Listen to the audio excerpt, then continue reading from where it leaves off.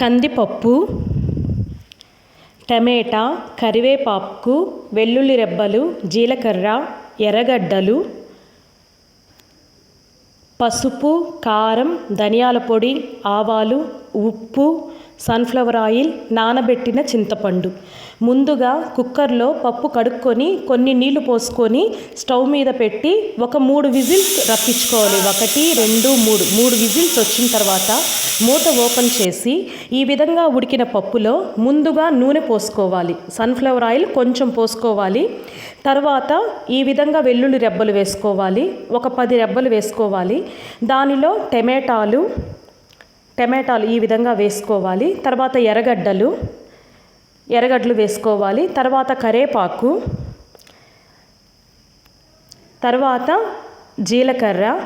జీలకర్ర ఎంత ఎక్కువ వేస్తే అంత టేస్ట్గా ఉంటుంది, అంత మంచి స్మెల్ కూడా వస్తుంది. జీలకర్ర చూడండి ఈ విధంగా వేసుకోవాలి. పసుపు కూడా వేసుకోవాలండి. పసుపు వేసుకోవాలి. ధనియాల పొడి, పసుపు, కారం, రుచికి సరిపడా ఉప్పు.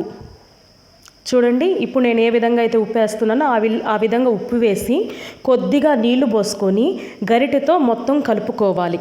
చూడండి ఈ విధంగా కలుపుకోవాలి. నీళ్లు పోసి గరిటెతో మొత్తం కలుపుకోవాలి. కలుపుకున్న తర్వాత మళ్ళీ ప్రెషర్ కుక్కర్లో మూత పెట్టి 1, 2, 3, 4 విజిల్స్ రప్పించి తీయాలి. తీసిన తర్వాత ఆల్మోస్ట్ ఇది ఉడికిపోయింది కాబట్టి నేను ముద్ద కమ్ముతో కాకుండా గంటితోనే ఎనిపేస్తున్నాను. గంటితోనే బాగా అనుకున్న తర్వాత చూడండి ఈ విధంగా ఉంటుంది. ఈ విధంగా ఉన్న దాంట్లో నానబెట్టిన చింతపండు తీసుకుంటున్నాను. చింతపండు పోస్తున్నాను. చూడండి పోసి మనం తెల్లించుకోవాలి.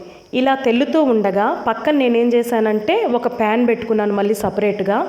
అది హీట్ అయిన వెంటనే ఆయిల్ వేసుకున్నాను. చూడండి ఈ విధంగా పెట్టుకొని ఆయిల్ వేసుకొని దాంట్లో ఆవాలు, తర్వాత కరివేపాకు, జీలకర్ర, వెల్లుల్లి రెబ్బలు, ఎర్రగడ్డలు ఇవన్నీ వేసి ఈ విధంగా ఫ్రై చేస్తున్నాను. పక్కన పోపుకి ఇవన్నీ నేను రెడీ చేసుకున్నాను.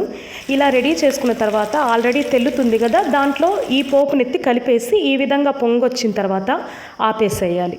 అంతే అండి. Very easy and tasty hotel style పప్పుచారు మనకు రెడీ అయిపోయింది. చాలా అంటే చాలా టేస్ట్గా ఉంటుంది. ట్రై చేసి చూడండి.